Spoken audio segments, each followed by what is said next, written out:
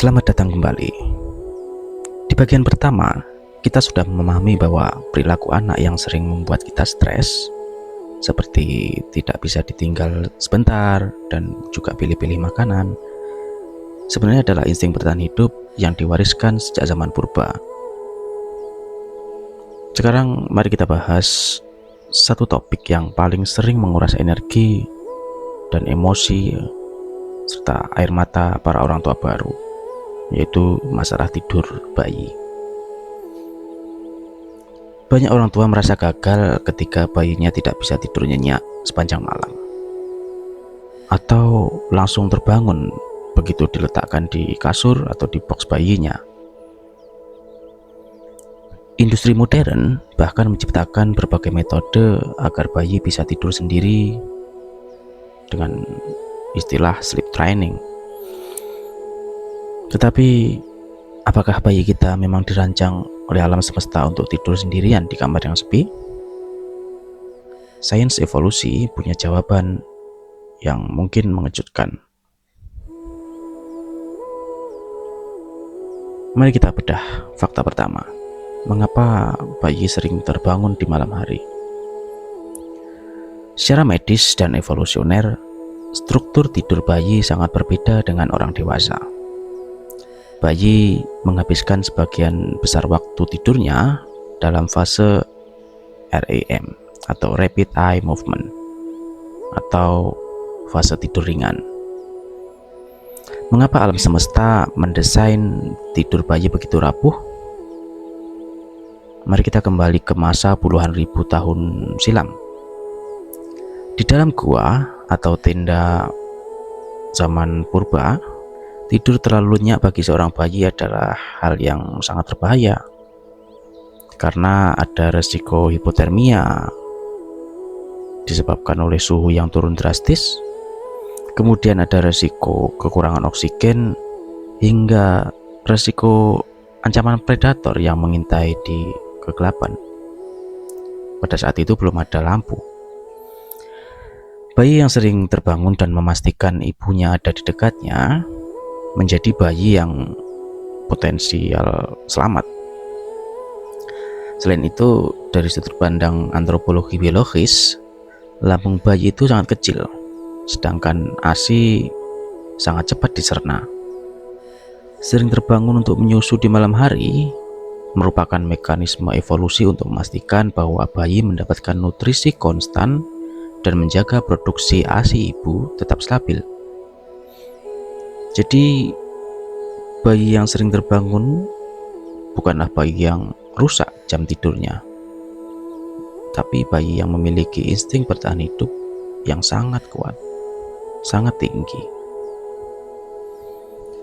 Perilaku kedua yang sering bikin bingung adalah fenomena kasur berpaku. Ya, jadi ini adalah bayi tidur sangat pulas saat digendong, tapi begitu punggungnya menyentuh kasur, dia langsung terbangun. Matanya langsung terbuka lebar dan menangis. Lalu pertanyaannya, kenapa bisa begitu? Bayi manusia dilahirkan dalam kondisi yang disebut altrikal. Artinya mereka sangat tidak berdaya dan belum matang dibanding mamalia lain yang bisa langsung berjalan setelah lahir. Bayi manusia tidak. Maka satu-satunya perlindungan mereka adalah kontak fisik konstan dengan orang tuanya. Nah, secara evolusioner, tubuh bayi juga dilengkapi dengan sensor internal yang sangat sensitif terhadap perubahan gravitasi, perubahan suhu, dan gerakan. Itulah mengapa ketika Anda meletakkan bayi di kasur, sensor mereka mendeteksi hilangnya kehangatan tubuh ibu dan hilangnya detak jantung ibu. Nah, ini bagi otak purba si bayi, hilangnya kontak fisik ini memicu alarm bahaya.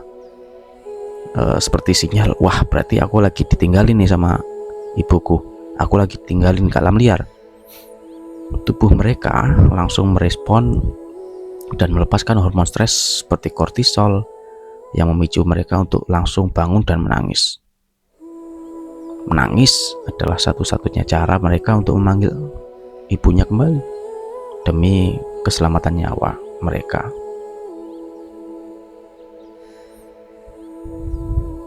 Lalu bagaimana kita menyikapi kenyataan biologis ini di dunia modern? Sains menunjukkan bahwa selama jutaan tahun sejarah manusia, co-sleeping atau tidur dekat dengan bayi merupakan norma biologis kita. Penelitian antropologi oleh Dr. James McKenna menunjukkan bahwa ketika ibu dan bayi tidur dekat, detak jantung, gelombang otak, dan ritme napas mereka akan saling menyelaraskan. Ini membantu bayi mengatur sistem saraf mereka yang belum matang. Ketika kita memaksa bayi untuk mandiri sebelum waktunya melalui ekspektasi tidur modern, kita sebenarnya sudah melawan cetak biru biologi mereka sendiri. Mengetahui hal ini bukan berarti kita harus pasrah tidak tidur, tetapi membantu kita menurunkan ekspektasi. Anak Anda tidak sedang menguji kesabaran Anda. Mereka hanya sedang memastikan bahwa mereka aman bersama Anda. Memahami tidur bayi merupakan satu langkah besar. Namun, bagaimana dengan regulasi emosi mereka?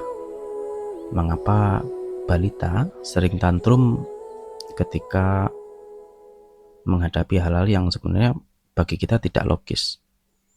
Apakah tantrum juga punya fungsi evolusioner? Nah, kita akan bedah tuntas sains di balik emosi dan struktur otak anak di part ketiga. Sampai jumpa.